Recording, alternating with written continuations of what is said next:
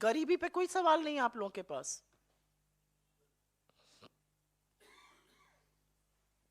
इतना बड़ा झूठ इस सरकार ने बोला, इतना बड़ा झूठ परोसा गया।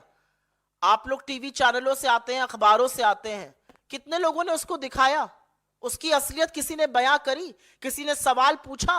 और अगर इतना बड़ा कीर्तिमान स्थापित किया है तो मैं तो इस मंच से चुनौती देती हूं, मोदी जी अपनी वित्त मंत्री के साथ आए और एक प्रेस कॉन्फ्रेंस करें और इतने बड़े कीर्तिमान को जो उन्होंने स्थापित किया है उस पर कुछ सवाल ले लें, लेकिन ले नहीं पाएंगे। आप लोगों के पास गरीबी पर कोई सवाल नहीं है। बाहर निकाला तो इस हिसाब से जो वो 24 करोड़ लोग हैं, आप ये चाहते हैं कि सरकार जो अपना फ्री राशन दे रही है उसको भी इंट्रोस्पेक्ट करना चाहिए उनको?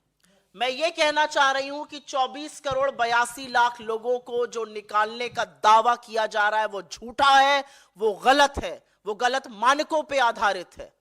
मेरा पहला दलील यह है। और मेरी दूसरी दलील यह है कि एक साजिश रची जा रही है देश के इन 25 करोड़ करीब लोगों के खिलाफ, 24 करोड़ 82 लाख लोगों के खिलाफ, क्योंकि इसी आंकड़े के आधार पर नीति निर्माण होगा, योजना बनेगी और इन लोगों को उनके हक से वंचित किया जाएगा। और इसीलिए मैं आगाह करना चाहती हूं किसी को भी कि इन आंकड़ों से भ्रमित ना होइए और सरकार के झूठ को पकड़िए।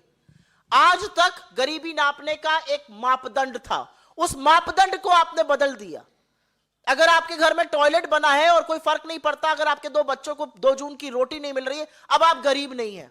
आपके गांव में अगर 5 घरों में बिजली आ गई, आप गरीब नहीं है। ये कौन से मापदंड है? और ये दुनिया भर में कहीं नहीं होता है। अपने ही मुंह मियां मिट्ठू बन लो, अपनी ही पीठ थपथपा लो, अपना ही सीना ठोक लो, ये एक नया मानक है इस देश में। सुप्रिया, आपने जो चर्चा की, जाहिर तौर पे जो इससे इम्पैक्टेड हैं, जो गरीब हैं, वो तो भ्रमित नहीं होंगे। अगर वो गरीब होंगे तो उनको में गरीबी महसूस हो रही होगी। बेनिफिशरीज एक बड़ा वोट बैंक है मोदी सरकार का, और उसकी जो स्कीमें हैं उसके तर्ज पे सरकार बीजेपी क्लेम करती है कि वो सत्ता में वापसी करती है अलग अलग राज्यों में।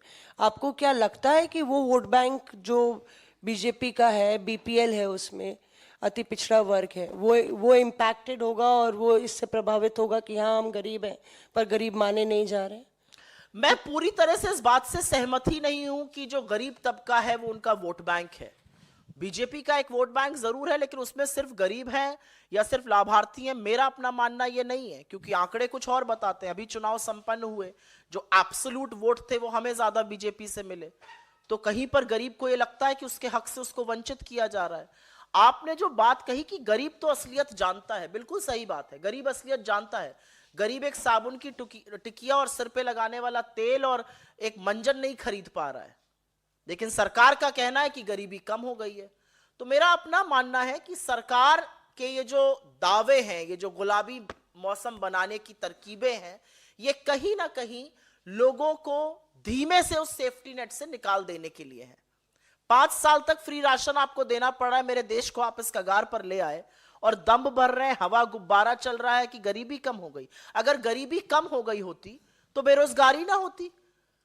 2 करोड़ का दावा था हर साल रोजगार देने का, अभी तक तो 20 करोड़ रोजगार दे देने चाहिए थे। 51,000 पर्चियां मोदी जी बांट रहे हैं, जो काम डाकिया करता था वो मोदी जी कर रहे हैं। 51,000 पर्चियां बांटते हैं। अगर गरीबी कम हो गई होती तो लोग ज्यादा खरीदते, खरीद ही नहीं रहे। अगर गरीबी कम हो गई होती तो बच्चे ज्यादा पढ़ते, एनरोलमेंट्स में डिप आया है। ऐसा क्यों है? जो साक्ष्य जमीनी हकीकत है वो इससे बिल्कुल विपरीत है।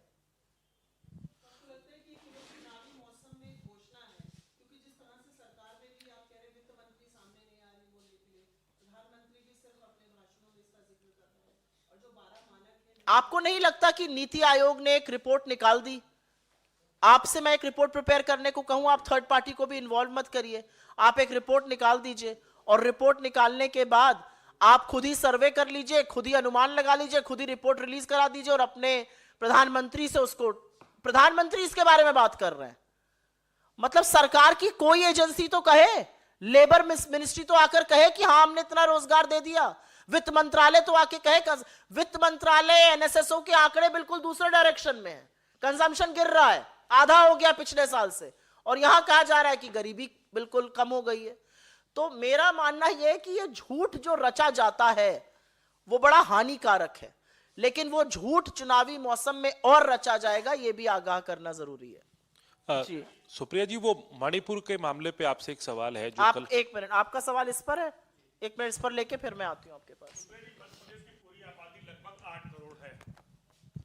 सुप्रिया जी, मध्य प्रदेश की पूरी आबादी लगभग 8 करोड़ है और सरकारी आंकड़े के अनुसार सरकार ने 5 करोड़ लोगों को राशन बांटे हैं और जो नया आंकड़ा आया उसमें लगभग 2.5 करोड़ लोग गरीबी का से बाहर आए। तो क्या यह मानिए कि पूरा का पूरा मध्य प्रदेश गरीब था?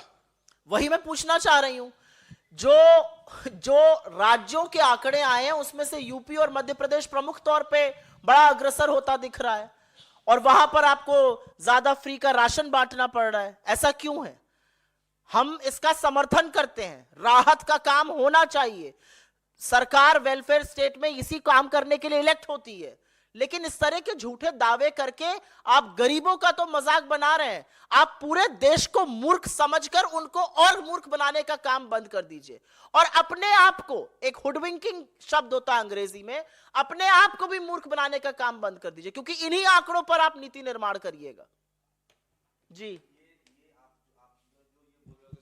दावा कर रहा है, सामने ही इलेक्शन है, तो ये तो अल्टीमेटली आपको ही पॉजिटिव वाइब देगा और आप लोग इसको पॉलिटिकली कैसे, मतलब इसको चैलेंज जो है पॉलिटिकली कैसे इसका आप मुकाबला मैं इस करेंगे? मंच से क्या कर रही हूं? मैं पॉलिटिकल चैलेंज ही तो कर रही हूं। राहुल गांधी जब भारत जोड़ो न्याय यात्रा लेके निकलते हैं और वो गरीबों से, वंचितों से, शोषितों से, स्टूडेंट से, महिलाओं से लगातार मिलते हैं, तो वो क्या कर रहे हैं? वो इन दावों का पर्दाफाश ही तो कर रहे हैं। वो लोगों को न्याय दिलाने, किस चीज से न्याय की हम बात कर रहे हैं? हम सामाजिक न्याय की बात कर रहे हैं, हम आर्थिक न्याय की बात कर रहे हैं, हम राजनीतिक न्याय की बात कर रहे हैं। क्या है आर्थिक न्याय? आर्थिक न्याय यही तो है कि बेरोजगारी कम हो, आर्थिक असमानता की जो खाई हो वो पाटी जाए, महंगाई जो सिर चढ़कर लोगों की कमर तोड़ रही है उसको कम किया जाए। ये इसी सब का हिस्सा है। आज गरीब गरीब होता जा रहा है। इनकम टैक्स के आंकड़े देखिए, 5 लाख से कम कमाने वालों में ग्रोथ रेट मिनिस्क्यूल और 1 करोड़ से ज्यादा कमाने वाले में सबसे ज्यादा वृद्धि। ये तो आर्थिक असमानता का पैमाना है ना। इसी के खिलाफ तो हमें, इसी अन्याय के खिलाफ तो हम न्याय दिलाने की मुहिम लगा रहे हैं। जी आपका सवाल था इनसे। सवाल था कि 3 लोगों की जो मौत हुई उस पर आपका क्या कहना है? हमने जो भारत जोड़ो न्याय यात्रा थी वो जानबूझकर मणिपुर से शुरू करी। शुरू करने को हम कहीं और से भी कर सकते थे, क्योंकि हम मणिपुर से नागालैंड, फिर अरुणाचल, असम का काम कर रहे हैं। हमने क्यों शुरू की मणिपुर से? हमने इसलिए मणिपुर से वो यात्रा शुरू करी क्योंकि 8 महीने से इस देश का एक राज्य लगातार जल रहा है, हिंसा का अंश सह रहा है, महिलाएं असुरक्षित हैं, बच्चे राहत कैंप में हैं, लेकिन इस देश के चुने हुए प्रधानमंत्री, जिनके पास 8,000 करोड़ के 2-2 विमान हैं, उनके पास 1 मिनट मणिपुर जाने के लिए नहीं है। 36 सेकेंड 78 दिन बाद बोलते हैं मणिपुर पर। जब मणिपुर में राहुल गांधी गए, वहां के लोगों से मिले, वहां की वेदना और पीड़ा को सुना, तो किसी के भी रोंगटे खड़े हो जाएंगे।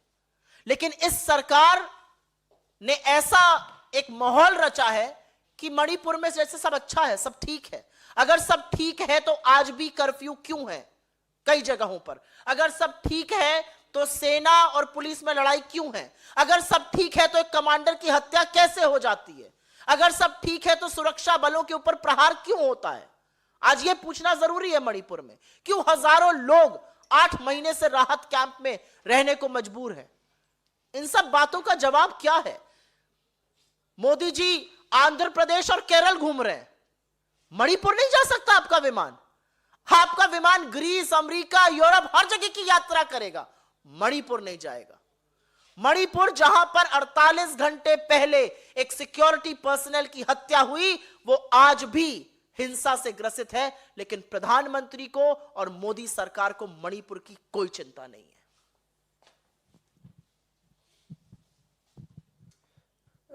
सुप्रिया, ये सवाल आपके मीडिया डिपार्टमेंट से रिलेटेड है। अभी एक नोटिस हम लोग ने देखा है, जो कारण बताओ नोटिस आलोक शर्मा जी को जारी किया गया है। उनके कुछ उन्होंने बयान दिया था कमलनाथ पर। क्या किया गया?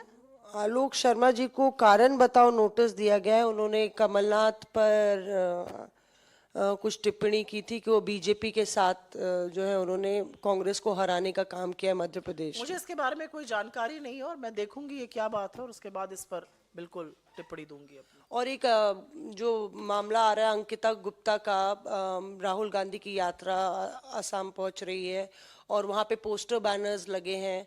अंकिता गुप्ता ने कहा कि वो प्रोटेस्ट करेंगी। उन्होंने आरोप लगाया था उत्पीड़न का। श्रीनिवास आपके IOC प्रेसिडेंट है उन पर।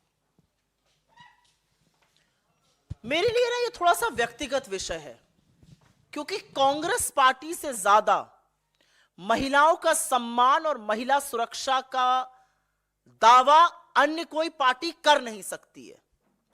हमारे यहां जिस तरह से महिलाओं को सुरक्षित रखा जाता है, जिस तरह से उनको अभिव्यक्ति की आजादी है, वो किसी और पार्टी में नहीं है। जिस मामले का आप जिक्र कर रही हैं, क्योंकि वो कोर्ट में लंबित है, मैं उस पर बहुत कम टिप्पणी करना चाहती हूं। 10 महीने हो गए और जिस व्यक्ति के खिलाफ आरोप लगा वो तमाम बार जांच एजेंसियों के सामने उपस्थित हो गए, अपना पक्ष रख दिया। सुप्रीम कोर्ट से उनको बेल भी मिली हुई है और असलियत यह है कि असम पुलिस और असम सरकार ने 10 महीने हो गए अभी तक हलफनामा दायर नहीं किया है। तो मेरा अपना मानना है कि महिला सुरक्षा एक बहुत गंभीर विषय है, उसके साथ खिलवाड़ नहीं करना चाहिए। जो भी हेमंत बिस्व शर्मा या कोई राजनीति से प्रेरित करके करता है वो सर्वथा गलत है। कोई और सवाल? बहुत बहुत धन्यवाद आप सबका। इस देश के गरीबों की आवाज बनिए और इस बात को उन लोगों तक पहुंचाइए जिनको लगता है कि किताबी दावे कर कर, झूठे दावे कर कर वो इस देश को भ्रमित कर देंगे। बहुत धन्यवाद आप लोगों का।